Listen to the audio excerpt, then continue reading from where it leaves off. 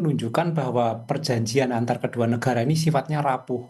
Jadi ketika ada pihak yang memprovokasi, maka mereka dengan cepat akan melakukan perang lagi. Ini menunjukkan bahwa sebenarnya perjanjiannya rapuh. Nah, kita lihat juga di faktor lain bahwa untuk mewujudkan perdamaian di Timur Tengah, termasuk di Iran, di Selat Hormuz, itu tidak cukup perjanjian itu hanya dilakukan oleh Iran dan Amerika saja. Di situ ada pihak-pihak lain yang terlibat, memprovokasi atau terlibat di dalam perang yang berkaitan dengan situasi tersebut, seperti Israel, kemudian dengan Lebanon. Nah, kalau kita melihat situasi ini, maka sebenarnya memang perjanjian yang rapuh tersebut, sudah banyak pengamat yang menduga seperti itu, maka akan mudah sekali akan terjadi pelanggaran-pelanggaran, termasuk serangan.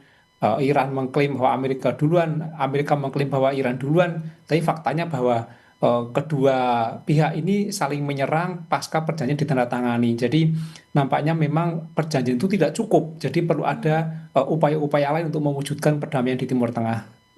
Jadi siapa Mas pihak-pihak atau aktor yang berkepentingan agar konflik ini tidak meluas? Kalau kita melihat di dalam misalnya disiplin intelijen, sebenarnya dalam suatu peristiwa itu bisa ditanyakan suatu pertanyaan cui bono, siapa yang diuntungkan dari peristiwa ini. Sebenarnya perjanjian antara Iran dan Amerika itu ada pihak yang tidak suka, ada yang tidak suka mereka melakukan perdamaian, seperti Israel misalnya.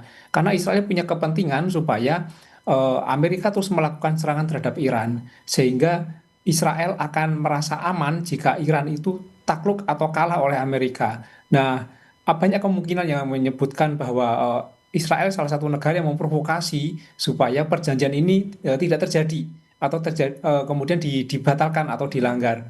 Jadi saya kira itu salah satu hal yang menjadi dugaan banyak orang. Tapi saya kira masuk akal kita melihat bahwa sebelum perjanjian ditatani pun Israel terus melakukan aksi-aksi supaya hal itu tidak terjadi, perjanjian tidak terjadi.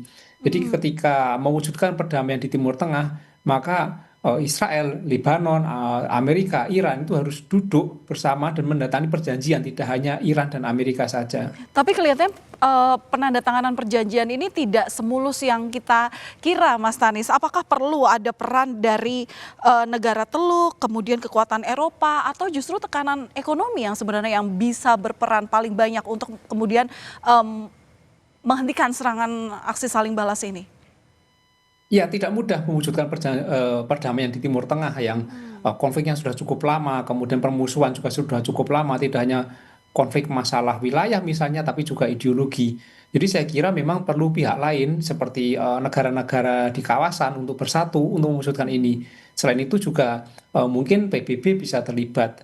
Tetapi semakin banyak yang campur tangan, itu eskalasi bisa justru ikut membesar. Makanya harus hati-hati untuk melibatkan pihak-pihak tentu dalam urusan perdamaian ini. Saya kira yang paling bagus adalah pihak-pihak yang berada di kawasan seperti Qatar, Bahrain, Uni Emirat Arab, kemudian sudah didahului oleh Pakistan. Itu saya kira bagus untuk misalnya kemudian bersatu, bertemu untuk mewujudkan perdamaian ini. Tapi eh, negara besar itu juga bisa mendorong di balik layar misalnya seperti Rusia, Cina, kemudian negara Eropa mungkin juga bisa mendorong untuk itu. Kalau soal ekonomi saya kira eh, perjanjian kemarin itu juga didorong oleh ekonomi. Jadi faktor ekonomi politik di internal Amerika itu cukup menekan Trump sehingga Trump mengupayakan perjanjian ini dengan sangat cepat. Kemarin yang harusnya ditandatangani di Swiss tapi didahului di Prancis, didahulukan di Prancis. Tetapi kita melihat bahwa perjanjian tanpa melibatkan Israel, tanpa melibatkan Lebanon itu rapuh. Akhirnya terjadi seperti ini. Jadi kalau melihat dari dinamika yang terjadi sampai dengan hari ini, apakah peluang perundingan damai ini masih realistis, Mas Tanis? Ya, kita harus optimis bahwa perdamaian akan terjadi. Itu adalah komitmen harusnya semua pihak untuk mewujudkan perdamaian. Jadi arah kita harus sana. Kita tidak bisa memihak Amerika, memihak Israel, atau memihak pihak yang berperang. Jadi kita harus mendorong bahwa semua pihak yang di kawasan, misalnya pihak negara-negara Timur Tengah itu untuk bersatu. Saya kira ketika mereka mau bersatu, bertemu, perdamaian bisa terwujud. Kuncinya adalah mau bertemu. Kalau kita melihat bahwa perjanjian antara Amerika dan Iran itu tidak didahului dengan pertemuan. Mereka menandatangani secara digital di tempat yang berbeda. Jadi saya kira kuncinya adalah pertemuan ketika pihak-pihak yang berperan ini bertemu, kemudian ada penengah. Saya kira perdamaian meskipun agak lambat itu pasti bisa terwujud. Ya, Mas, tapi kalau melihat dari konflik sebenarnya yang terjadi hingga saat ini antara Amerika Serikat, Iran, dan juga Israel, ini ada 3 batu sandungan. Yang pertama adalah soal keamanan Selat Hormuz, kemudian juga program nuklir Iran, dan yang terakhir adalah konflik melalui kelompok proksi seperti Hezbollah di Lebanon. Dari ketiga isu ini, mana sebenarnya yang paling menentukan berhasil atau tidaknya suatu upaya perdamaian? Ya, poros-poros perlawanan memang sangat menentukan ya, karena mereka memang melakukan perlawanan-perlawanan terhadap pihak-pihak yang menjadi musuh mereka, dan ini cukup cukup cukup menjadi dinamika yang penting di Timur Tengah seperti Hizbullah, kemudian Houthi dan lain-lain, seperti di Palestina juga ada Hamas. Tapi isu lain seperti Hormuz ini kan juga menjadi pertanyaan besar, apakah memang sebenarnya ini hanya dimanfaatkan oleh Iran untuk menjadi sistem baru, kemudian mereka mendapatkan keuntungan, atau memang ini sebenarnya adalah secara tiba-tiba muncul karena memang ini menjadi senjata Iran untuk mewujudkan keinginannya itu. Dan hal lain seperti nuklir misalnya.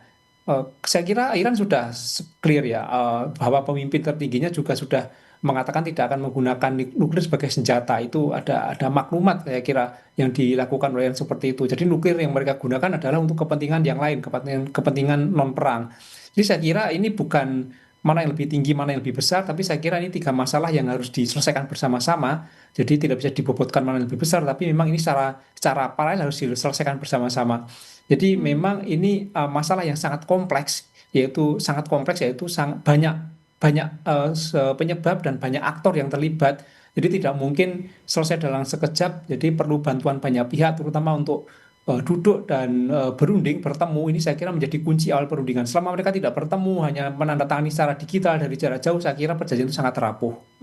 Mas Tanis, tapi kalau melihat dari model serangan dari kedua negara, menurut Anda serangan yang saat ini terjadi itu kedua negara saling menunjukkan kekuatan mereka atau memang keduanya ini sudah menunjukkan bahwa mereka siap perang dalam jangka waktu yang panjang?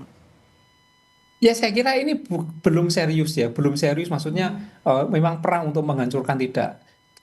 Kita meyakini bahwa Amerika punya kekuatan besar untuk rudal, kemudian pesawat tempur. Iran juga punya kekuatan besar. Dan sekarang teknologi sudah cukup canggih, ada GPS kan, jadi seharusnya tepat sasaran. Kalau misalnya mau saling menghancurkan, saya kira sangat mudah untuk melakukan serangan kemudian membuat penghancuran. Jadi saya melihat bahwa Amerika masih hati-hati, Iran masih hati-hati untuk melakukan serangan, itu masih berupa peringatan-peringatan, atau mungkin untuk menunjukkan eksistensi bahwa dia masih kuat, atau dia pengen menunjukkan keinginan tertentu supaya dipenuhi. Jadi ini belum serius untuk perang besar, tapi masih menunjukkan sinyal-sinyal bahwa semacam tekanan-tekanan yang dilakukan untuk diikuti keinginannya. Tapi harapan kita tentu tidak dilanjutkan dengan perang yang lebih besar lagi, karena ini kan menjadi bencana kemanusiaan ya. Tapi eskalasi ini tidak akan berhenti selama mereka tidak duduk bersama. Baik, terima kasih atas analisa Anda, pengamat intelijen dan keamanan Universitas Indonesia, Mas Tanis Lausrianta. Salam sehat selalu, Mas Tanis. Terima kasih. Terima kasih.